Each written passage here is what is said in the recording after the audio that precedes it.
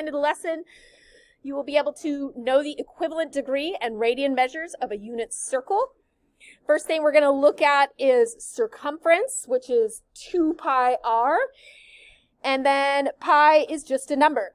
So if you have a calculator with a pi button on it, and you type in just pi, even by itself, it's going to give you that repeating decimal that will fill up the whole room with numbers if we needed it to.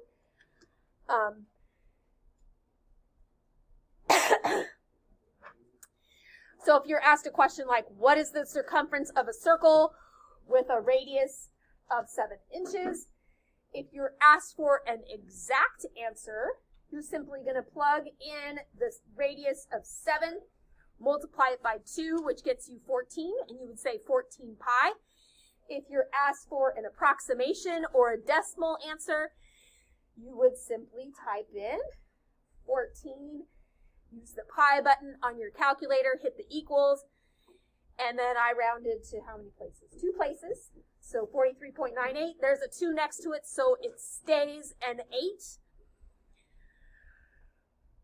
Part B says if you slept 2 pi hours each night, how many hours of sleep would you get per night? That's most of us don't speak in terms of pi, but if we did, we would sleep 2 pi hours. And then with your calculator, you would just go 2 pi button, hit the equals, 6, what did I round to? 6. I wrote a 3 instead of a 2. That's supposed to be a 2. 6.28 hours. It's not the best sleeping, but it's better than some. All right. Question C says, if you were paid 5 pi over $2 per hour, about how many dollars would you make in 8 hours? So we're going to take the 5 pi over 2, multiply by 8. I made it into a fraction by putting it over 1. And then multiplying straight across, 5 pi times 8 would be 40 pi. 2 times 1 would be 2. 2 goes into 40 20 times, so it would be 20 pi in exact. And then punch it in your calculator and round to the nearest hundredths. You get 62.83. Any questions on number 1 there, parts A, B, C? Good? Everybody mostly know how to use that calculator, use the pi button? He's running around on a circular track, which most like high school tracks are not circular, right? They're shaped like tracks, that has a diameter of 50 yards. What distance does she run if she runs around the track 5 times? Okay, so first thing we need to do is take that diameter and change it to a radius of 25. Then we can take that radius of 25 and plug it in for r in the circumference formula. That gets us 2 times 25, 50 pi. That's for 1 lap. She's going 5 laps. So we're going to multiply the 50 pi times 5, which gives us 250 pi. And then we multiply it by the pi button and round to the nearest hundredths, 785-ish yards. Any questions on Amy? Okay. Number 3, a piece of gum is stuck to the edge of a tire. The tire has a radius of 32 inches. How many degrees does the piece of gum rotate if it completes 1 revolution of that circle? So 360 degrees, right? Okay. Part B says, what distance does the piece of gum travel if it completes 1 revolution? All right, so we're going to plug it into the circumference formula. And it has a radius of 32, so 2 times 32 would be 64 pi. That's your exact answer. And then to get the decimal answer, you would plug it in your calculator, multiply by the pi button. Question C says, how many degrees does the gum rotate if it completes 1/3 of a revolution? So we're going to take 360 divided by 3, and that's 120 degrees. Part D says, what distance does the piece of gum travel if it completes, bless you,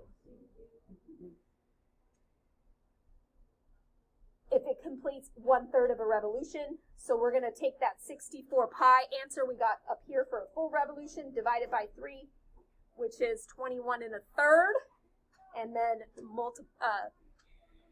multiply that by the pi button. Or at the top of page 25, it says, what is a radian? We're going to investigate the radian measure around the small circle together, and then you're going to follow the same process with the larger circle with a partner, but I think everyone in here got one, right? All right, so this one is the small radius. Part A says, using your measuring device. Paper strip, a string, wire, etc. to measure the length of the radius. We're going to start at 0 degrees. We're going to use the length of the radius and make a mark on the circle that is the same length of the radius. Label the arc length 1 radian. From this point on the circle, continue marking radians all along the circle, all along the circumference. How many radians are in a semicircle? Okay. Radians are in a semicircle, so semicircle is half, right? You should get 3 and a little bit more. And then when we do it for F, how many radians end up being in a full circle? Should be twice that, right? Should be 6 and more than a little more. The radius of the circle is considered to be 1 unit. What is the circumference of the circle with a radius of 1? So we would use the circumference formula, which is 2 pi r. Plug in our radius of 1. Exact answer would be 2 pi, which is roughly 6.28. And what would be the circumference of the semicircle? So we're going to divide that by 2, which is just pi.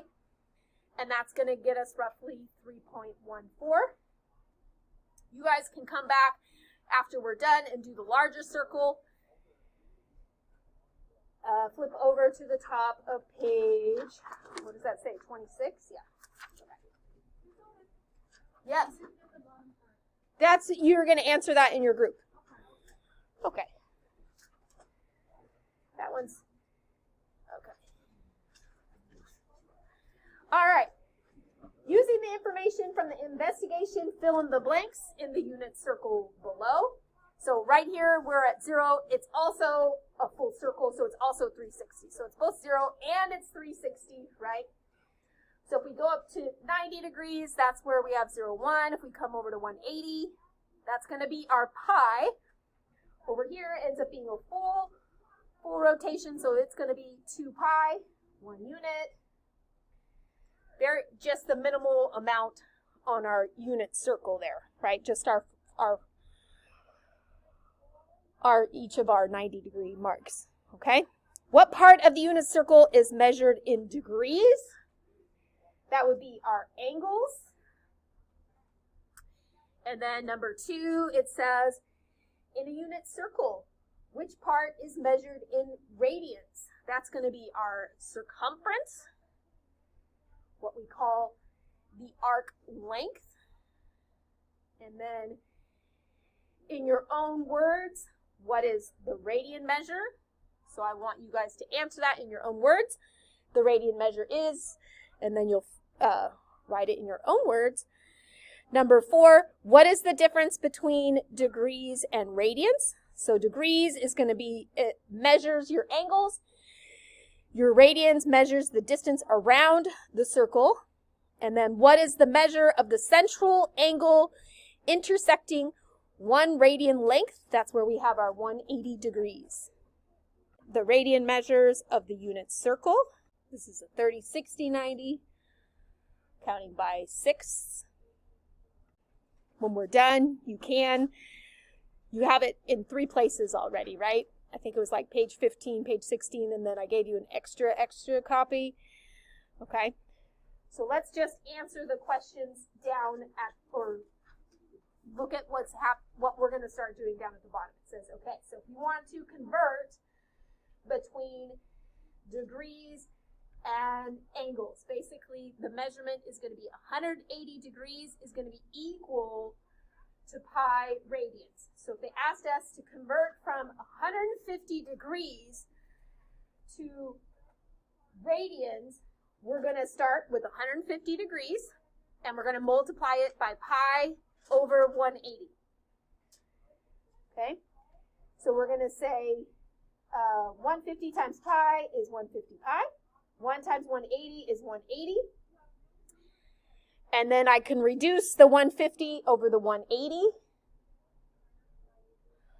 What goes in there? 30. So 30 goes into there 5 times, and 30 goes into there 6 times. So this reduces to 5 pi over 6. Okay. Now we're going to go the opposite direction. We're going to convert the radians to degrees. So to convert radians to degrees, we're going to multiply by 180 over pi. So basically we just reciprocal, or in your brain you'll probably just say flip it. Okay? So we're going to take the 5 pi over 6, multiply it by 180. I reduced first, so there's a pi and a pi. I just canceled them. Okay? And then 6 goes into 180 30 times. So 5 times 30 is 150. 1 times 1 is 1. So 1 goes into 150 times. Okay. To its corresponding degree measure in the table and vice versa, show your work and verify your answers with the middle column. Okay, so all of the answers are actually here for you. So maybe put a check mark by them as your group figures out the answer. So sometimes you're going to go from degree to radian, and then sometimes you're going to go from radian to degree.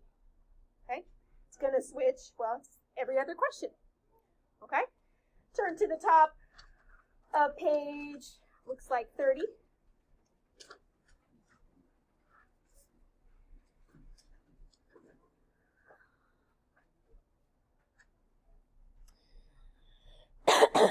All right, so at the top of page 30, we're finding exact values.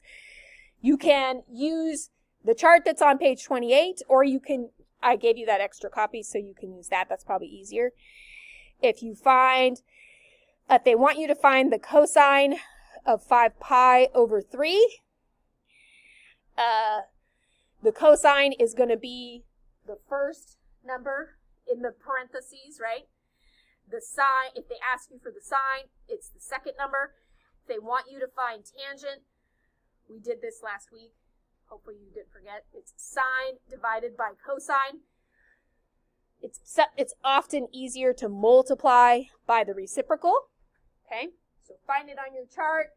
Write it down. I think I did the first 3, and then the bottom you guys are going to do in your groups. So for B, sine of 7 pi over 6 is negative 1/2. And for C, the tangent of 5 pi over 4.